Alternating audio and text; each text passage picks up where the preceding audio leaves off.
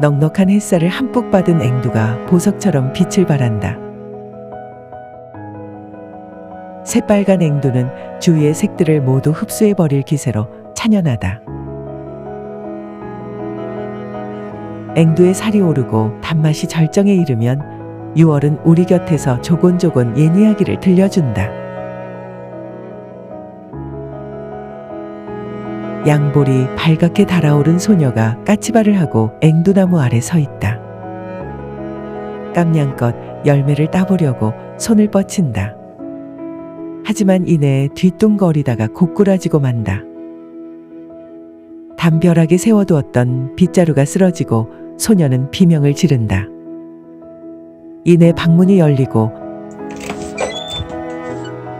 아버지의 놀란 얼굴이 나타난다. 소녀를 일으켜 세운 아버지는 긴 팔을 뻗어 앵두를 한 줌 딴다. 우리 딸 앵두가 먹고 싶었구나. 다리가 불편했지만 그때의 아버지는 소녀의 눈에 누구보다 듬직하고 자랑스러웠다.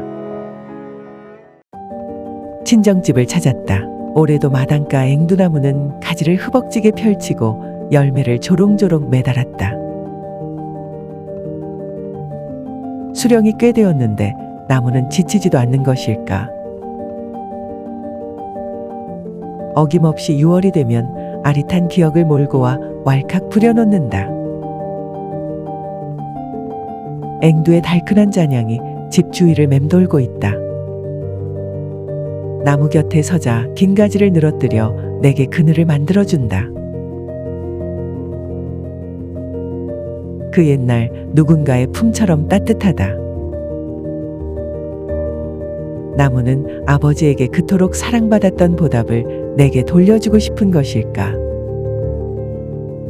앵두가 익어갈 때면 아버지와 나는 실하게 익은 앵두나무 앞에서 재미난 얘기를 나누곤 했다. 그런 날이면 마당의 30촉 알전구는 늦게까지 꺼지지 않았다. 작은 소쿠리 가득 앵두를 덜어주던 나무는 어쩌면 아버지를 향한 내 마음을 알고 있었는지도 모르겠다. 우리는 한때 간절한 희망을 품고 있었으니 말이다.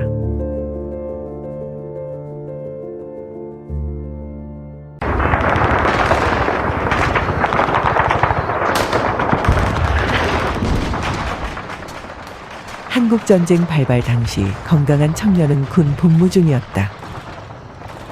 포성이 허공을 가르던 그의 여름, 포천 어딘가에서 북한군과 격전이 벌어졌다. 사방에 파편이 튀고 시커먼 연기와 죽음의 냄새로 주민들은 사력을 다해 숨기에 바빴다. 한창 고지 탈환 작전이 진행 중이었고 북한군이 발사한 포탄 한 발이 허공을 가르며 아군 쪽 깊숙이 날아들었다.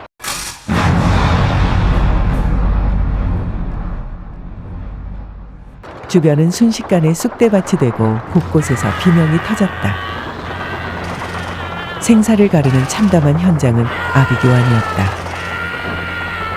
위기를 피해 몇 미터 밖으로 나가 떨어진 청년 곁에 또 한 발의 포탄이 터졌다.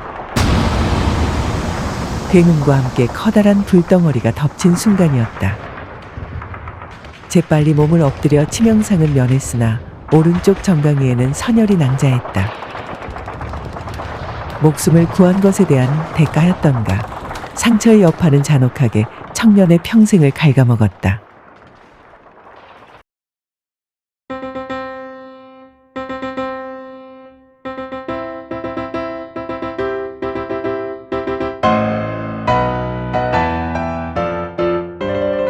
몇 년 후 청년은 결혼해 나의 아버지가 되었다. 비록 다리를 절었지만 아버지는 우리 가족의 든든한 기둥이었다. 하지만 좋아질 줄 알았던 상처는 세월이 흐르면서 점점 악화되었다. 화상처럼 욱신거리는 통증으로 아버지는 잠을 설치는 날이 많았다. 아버지의 신음은 내 방에서도 들렸다. 어떤 때는 쫓기는 짐승처럼 절박하게 울부짖었다. 어머니의 암담한 흐느낌이 배움처럼 들려왔다.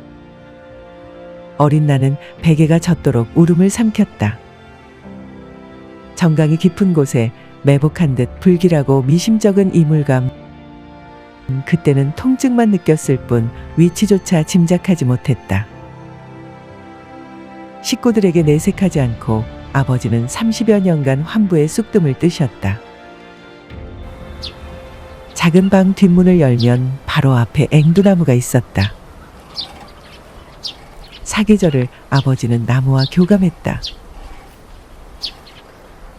미간을 찌푸리고 입술을 지그시 깨물며 고통을 삼키는 아버지의 모습을 나무는 바라보았다.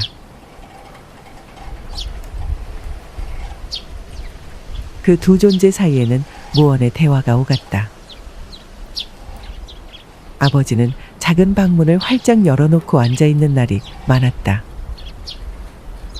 앵두나무는 이른 봄부터 잎이 나기 시작하는데 화사한 꽃이 지고 나면 다닥다닥 열매가 열려 쑥쑥 자랐다. 햇살을 듬뿍 빨아먹고 붉게 물들기 시작할 때쯤 아버지의 통증은 조금씩 잦아졌다. 태풍이 와도 꿋꿋하게 열매를 지키는 나무를 보면서 파리한 아버지의 얼굴에 훈풍처럼 미소가 번졌다. 그 감동으로 아버지는 가슴이 우릿해왔다고 환하게 웃었다. 내가 쑥뜸을 뜰 정도로 자랐을 즈음 앵두나무도 품이 넓어졌다. 아버지가 정성으로 가꾼 덕분이었다. 아버지 머리맡에는 뜸에 쓰이는 약재와 기구들이 즐비했고 나는 뜸 뜨는데 점점 선수가 되어갔다. 문을 열고 아버지에게 뜸을 뜨고 있으면 앵두나무는 허리를 숙여 갸웃하고 들여다보았다. 쑥의 한약 이름은 애업이다. 뜸에는 쑥을 건조시켜 곱게 빻은 것을 뭉쳐서 사용하는 애주가 있다. 쑥을 농축시켜 막대기 모양으로 만든 것은 애권이라 불렀다.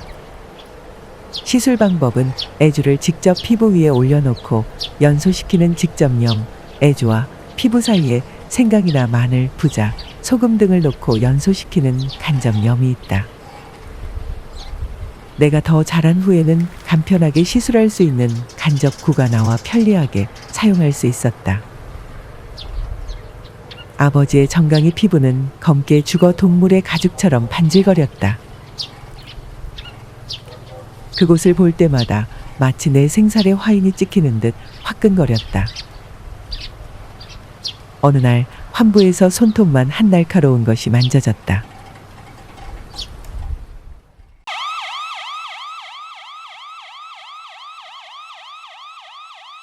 고통스러워하는 아버지를 병원에 모셨다.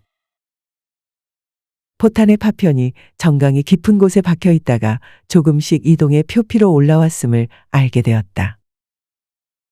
다행히 파편 제거 수술을 받고 회복했으나 너무 늦었다.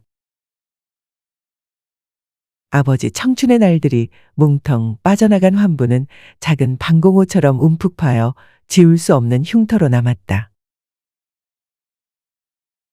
30년 동안 아버지의 삶을 파먹었던 날카로운 예기 모양의 파편 조각은 피에 젖은 채 폐기되었다. 어느 날 아버지는 호련히 현충원으로 떠나셨다. 가족에게 평생 다정하고 든든한 병풍이 되어주었지만 무자비한 고통으로 피와 살을 모두 소진한 뒤 유명을 달리했다.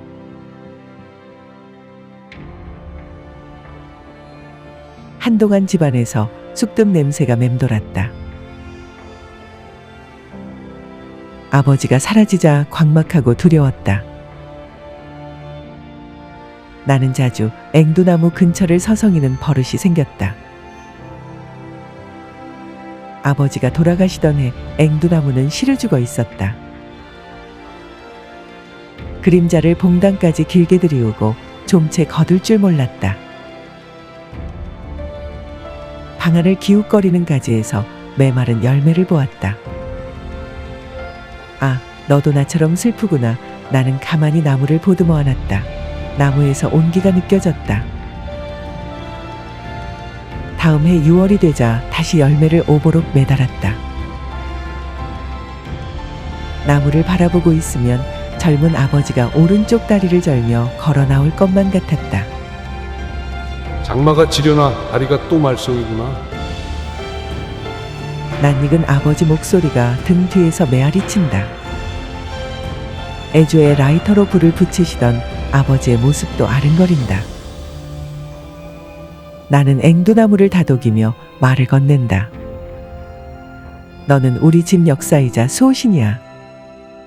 비록 아버지의 병마로 집안은 얼마간 음울했지만 탱글탱글 익어가는 앵두가 있어 행복했던 소녀와 젊은 아버지는 여전히 내 안의 한편의 동화처럼 살아있다.